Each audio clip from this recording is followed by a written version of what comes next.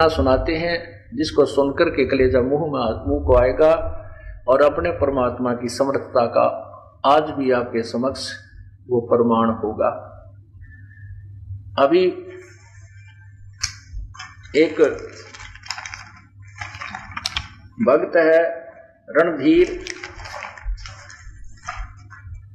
नरवाना से, उनके द्वारा लिखी हुई एक चिट्ठी मैं आपको पहले पढ़कर सुनाता हूं और फिर उन पुण्यात्माओं को आपके समक्ष उन्हीं के मुखारविंद से कुछ थोड़े बहुत दो वचन सुनवाता हूं। भक्त रणधीर और वो बेटी कृपा ऊपर आ जाएं।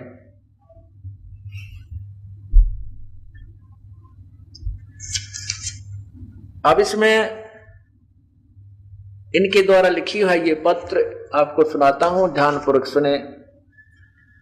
सत साहेब जय बंदी छोड़ सतगुरुदेव की जय। बंदी छोड़ जगत गुरु परम पूज्य संत रामपाल जी महाराज के चरणों में हमारा दंडवत प्रणाम। मैं और मेरा परिवार आपका बहुत आभारी है। आपने हमें वो सुख दिया है जिसकी हम जीवन में कभी कल्पना भी नहीं कर सकते थे। आज मैं अपनी आप बीती लिख रही हूं।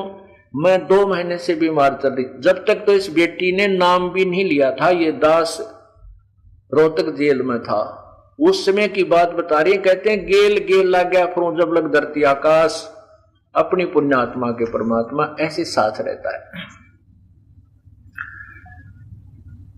मैं दो महीने से बीमार चल रही थी। ओए होए, नरवाना के सभी अच्छे से अच्छे डॉक्टरों के पास जा चुकी थी, परंतु कोई भी दवाई असर नहीं कर रही थी। इसके विपरीत मेरी हालत प्रतिदिन और ज्यादा बिगड़ती जा रही थी।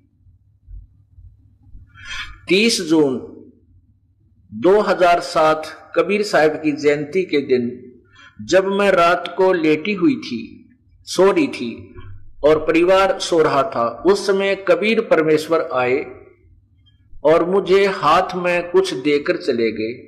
जब मैंने देखा तो वो एक 10 रुपए का नोट था। ओए होए, ये देखो, ये 10 रुपए का नोट था। ये 10 रुपए का नोट इस बेटी को देकर परमात्मा रात्रि में आए और इसको उठाया और आशीर्वाद दिया, सिर पे हाथ रखा और ये 10 रुपए का नोट इस लड़की को देख, कति ओरिजिनल है यो, कदे को डुप्लीकेट समझे। ये देख लो,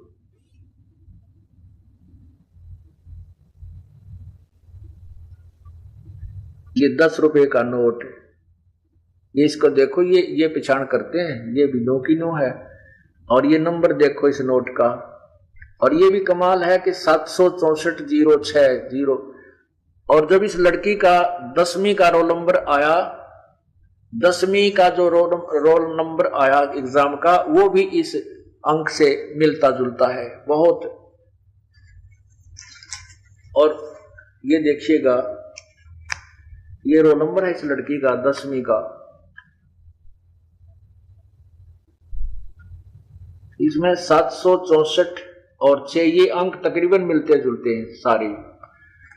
अब क्या बताते हैं कि इस लड़की ने, अब इसकी आप बीती सुनाते हैं कि कबीर साहब कुछ देकर चले गए। जब मैंने देखा तो वो एक 10 रुपए का नोट था। मैं कुछ समझ नहीं पाई कि ये कौन है, क्योंकि उस समय हमने नाम उपदेश नहीं ले रखा था।